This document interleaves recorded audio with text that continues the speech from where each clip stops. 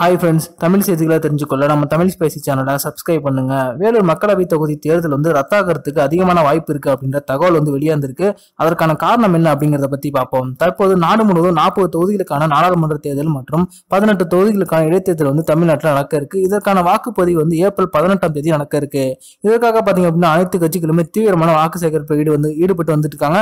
அதே போல தமிழக தேர்தல் அதிகாரிகளும் எந்த ஒரு கட்சி வேட்பாளரும் தேர்தல் விதிமீறலில் ஈடுபடக்கூடாது அப்படிங்கிற ரொம்பவே கண்டிப்பா இருக்காங்க. தற்போது சமீபத்தில் பாத்தீங்க அப்படின்னா வேலூர் காட்பாடி பகுதியில் இருக்கிற தாமோதரன் அப்படின்றவருக்கு சொந்தமான வீட்டுல 12 கோடி ரூபாய்க்கும் மேற்பட்ட புத்தம்புது ரூபாய் நோட்டுகள் கைப்பற்றப்பட்டுச்சு. அவரிடம் நடத்தப்பட்ட விசாரணையில இது பூஞ்சோலை ஸ்ரீனிவாசன் அவர்கள் வாக்காளர்களுக்கு கொடுக்கப்படுவதற்காக என்னிடம் கொடுத்து வச்சிருந்தாங்க அப்படின்னு அவர் தெரிவிக்க, இது பத்தி அவரிடம் விசாரிக்க அது கதிரானந்த் அவர்களுக்கு சொந்தமான பணம் அப்படிங்கிறது தெரிய வந்திருக்கு. இந்த தகவலை வேலூர் தேர்தல் அதிகாரி தமிழக தேர்தல் தலைமை அதிகாரியான சத்யபிரகாஷ் அவர்களுக்கு அனுப்பி வைக்க அவர் இந்த இந்திய தலைமை தேர்தல் ஆணையத்துக்கு அனுப்பி வச்சிருக்காங்க. அவங்க இது தொடர்பான வழக்க கதிரானந்த் அவர்கள் மீது தொடுத்திருக்காங்க. அதுல பாத்தீங்க அப்படின்னா வேட்புமனு தாக்கலின் போது வேட்பாளர் பற்றிய தவறான தகவலை சமர்ப்பித்தல் மற்றும் வாக்காளர்களுக்கு பணம் கொடுத்தல் போன்ற விதிமீறல்கள் அடிப்படையில் அவங்க மீது வழக்கு பதிவு செய்யப்பட்டிருக்கு. இது தொடர்பான விசாரணையை இந்திய தேர்தல் ஆணையம் தற்போது நடத்தி வந்துட்டு இருக்காங்க.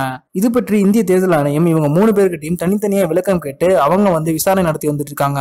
இவங்க மீது வைக்கப்பட்டிருக்க குற்றச்சாட்டு நிரூபிக்கப்பட்டுருச்சு அப்படின்னா இந்த தொகுதியில நடக்க இருக்க மக்களவை தொகுதி தேர்தல் கண்டிப்பா ரத்தாகிடும் அப்படிங்கிற செய்தி வெளிவந்திருக்கு. அதே போல இது பத்தி திமுக பொருளாளர் துரைமுருகன் அவர்கள்ட்ட கேட்க அவங்க என்ன சொல்றாங்க அப்படின்னா, இதெல்லாம் இந்த தொகுதியில நாங்க நிக்கிறதுனால எங்களுக்கு அதிமுக மூலமா பாஜகவினர் சப்போர்ட்டுடன் அவங்க எங்களை மிரட்டுறாங்க. இந்த ஒரு மிரட்டலுக்குலாம் நாங்க பயப்படுற ஆளு கிடையாது. நான் ஒரு திமுகவோட முக்கியமான பொறுப்புல இருக்கேன். அதனால அவங்க என்ன மிரட்டிட்டா திமுக காரங்க கண்டிப்பா பயந்துருவாங்க அப்படிங்கிற ஒரு நினைப்புலதான் இவங்க இதெல்லாம் பண்றாங்க. ஆனா இவங்களோட மிரட்டலுக்குலாம் பயப்படுற கழகம் நாங்க கிடையாது. நாங்க எதையா இருந்தாலும் சந்திப்போம். அந்த பணம் எங்களுக்கு சொந்தமானது கிடையாது. இந்த வழக்கு எல்லாம் தற்போது விசாரணைக்கு வராது. அது கோர்ட்டுக்கு வரும்போது நாங்க அதை எப்படி கவனிக்குமோ அப்படி செஞ்சுக்கிறோம் அப்படின்னு துரைமுருகன் அவர்கள் தில்லா பதிலடி கொடுத்திருக்காங்க.